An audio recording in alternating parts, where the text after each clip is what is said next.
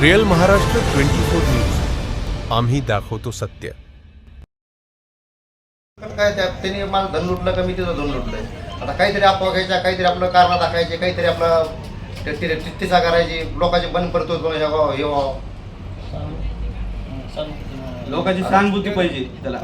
लोकांच्या सहानुभूतीसाठी तो करायला लागलाय. बॅनर फाडले, कुठं काय केलं, फक्त लोकांच्या सहानुभूतीच नाही.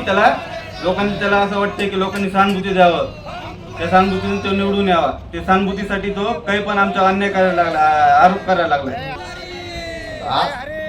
हे इलेक्शन आता लागलं महिन्यापासून, त्याच्या अगोदर माझ्यापाशी उठत होता, असा बसत होता, खाणं पिणं करीत होता माझ्या संग तो.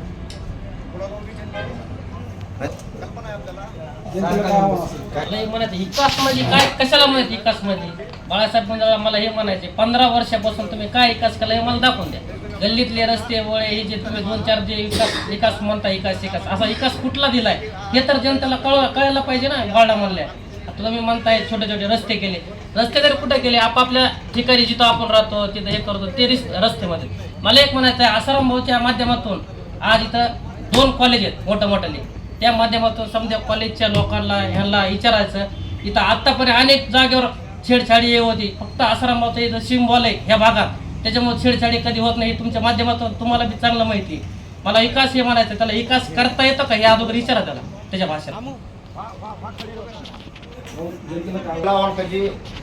जनतेला काही त्रास होत असेल, कुठं काही अडचणी असताना अनेक काही प्रश्न असतील जनतेचे, ते सोडवण्याचा आम्ही प्रयत्न पहिल्यापासूनच करत आलो आम्ही, आणि इथून पुढे तेच करीत राहणार आहेत आम्ही.